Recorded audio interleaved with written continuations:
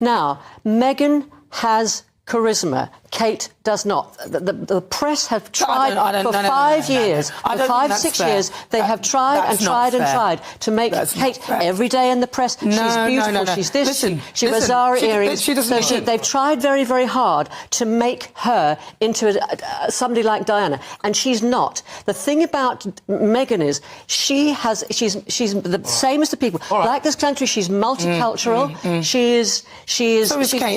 No, just because she's mixed race. She's made her own living. No, look. The bottom line is that people like tradition, and we like tradition, and people do enjoy that, and that's one of the things. Older people One of the things that people like about that is the continuity of the monarchy and the consistency of it. And so you may say older people like it, but my daughter, she's a teenager, she loves that consistency. Now, Meghan was disruptive for the royal family, and it hasn't worked out. We don't want somebody like that dealing with the royal family. You say young people support Meghan. No, they don't. And you know what, Nina? What will it take for you to finally accept that Meghan really is not right for the royal family? Seriously, you even said that you agree with her. She went on Oprah, she lied. We all know they lied about racism. There was 17 clear inconsistencies. This is going over old ground, and we know that this. Well, it is relevant. That's why she's not. That's why she's not. I mean, what are the such terrible things that she said? But listen, let me just say to you, Meghan is somebody that we can actually look up to as a woman. Kate has never. Well, what do you look up to? Look, because when she was 11 years old, she changed Procter and Gamble's. That's not even true. It is the true. Story is the dad retold the story in the correct way. You believe that, father? Procter and Gamble changed an ad for soap because Meghan wrote as an 11-year-old. With respect, Nina, you know, look,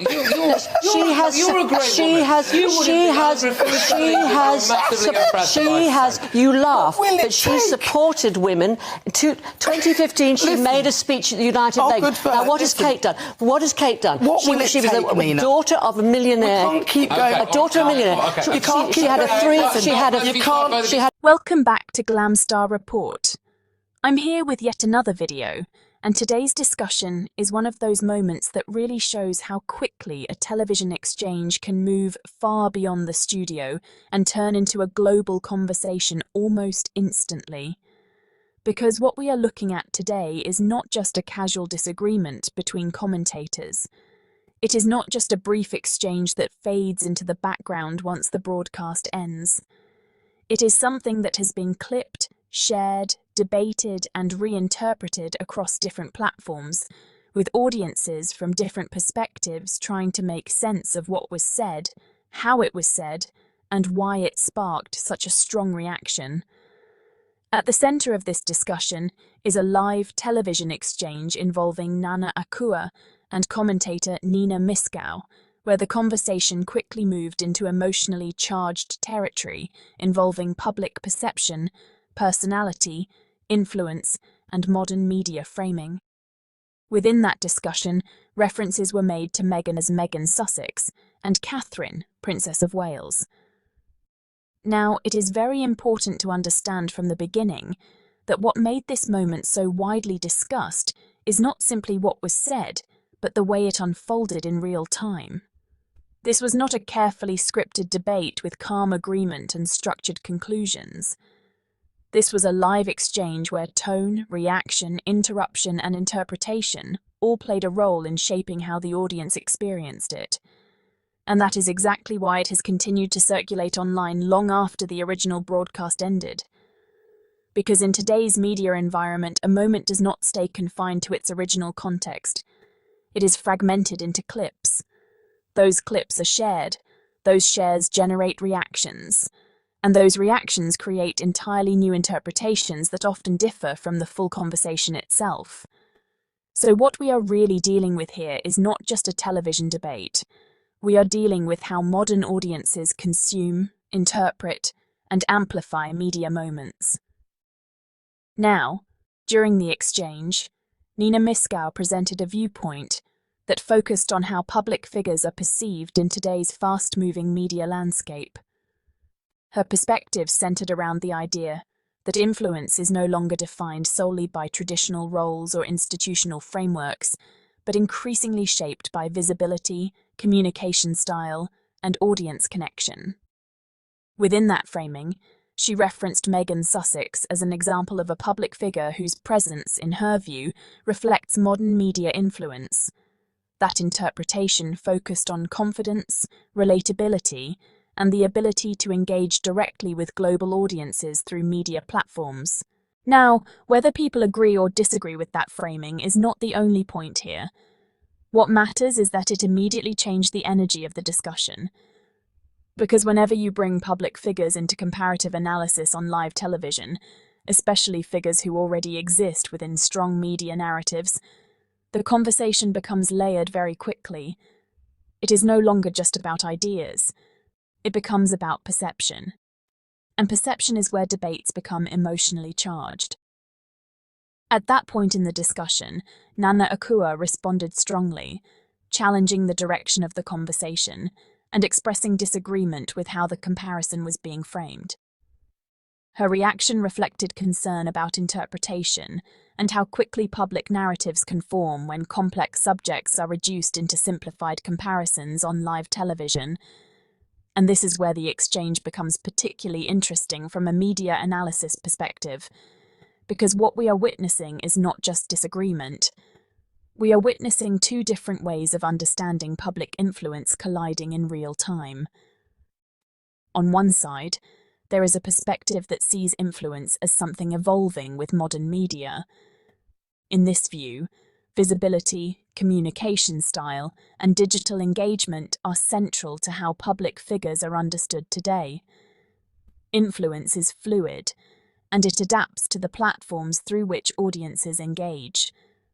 On the other side, there is a perspective that emphasizes caution, structure, and the importance of established frameworks in how public roles and public perception are interpreted. In this view, comparisons must be handled carefully because they can quickly oversimplify complex realities.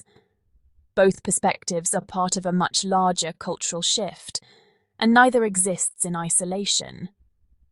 What makes this moment so widely discussed is not that one side won the argument. It is that the disagreement itself reflects a broader societal tension about how we talk about influence in the modern world. Now, let's step back for a moment and talk about why moments like this gain so much traction online. We are living in a media environment where attention is fragmented. People no longer consume full broadcasts in the same way they once did. Instead, they consume highlights, clips, reactions, and commentary. That means a single exchange can be separated from its full context and circulated independently. And once that happens, interpretation takes over. One viewer might watch a clip and focus on Nina Myskow's framing of modern influence and see it as a reflection of how media has evolved. Another viewer might watch the same clip and focus on Nana Akua's response and see it as a pushback against oversimplification in media commentary. And both viewers believe they are responding to the same moment, even though their interpretations may be shaped by entirely different angles. That is how modern media ecosystems function. Now, let's bring the conversation back to Meghan Sussex for a moment, because it is important to understand how public figures become part of these discussions, even when they are not actively participating in them. In this case, Meghan Sussex is not a speaker in the debate. She is a reference point within a broader discussion about influence and perception. That distinction matters because it shows how public figures are often used symbolically in media conversations to represent broader ideas about communication, visibility, and public engagement. And once that happens, interpretation becomes layered. Some audiences interpret the reference through the lens of modern media influence and see it as part of a broader discussion about how public communication has changed in the digital age. Others interpret it through a more critical lens, focusing on concerns about how comparisons are made and whether they accurately reflect the complexity of public roles. And others simply see it as another example of how quickly media discussions can escalate when high-profile names are introduced into conversational analysis. Now let's talk about why these kinds of debates feel so emotionally charged for audiences.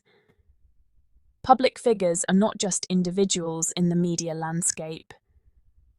For many viewers, they represent ideas, values, and narratives that have been shaped over time through exposure, coverage, and personal interpretation. So when those figures are discussed in comparative terms, even indirectly, it often activates existing perceptions in the audience's mind. That is why reactions can be so immediate and so divided.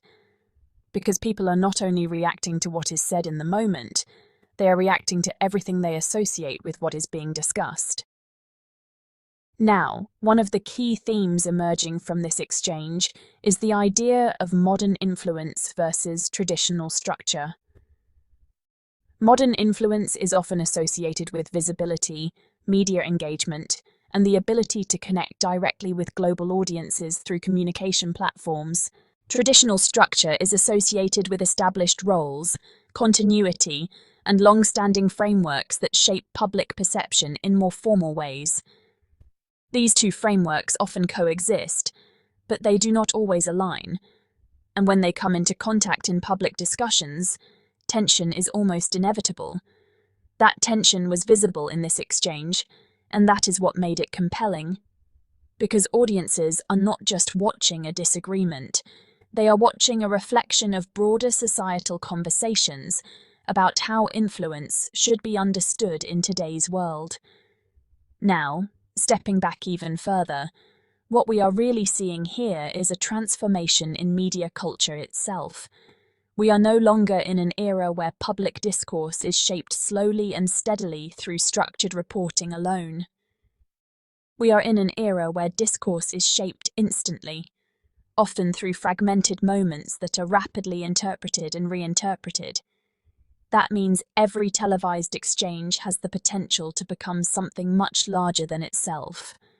And that is exactly what has happened here. Now, as we move toward the final part of this discussion, it is important to bring everything together in a clear way.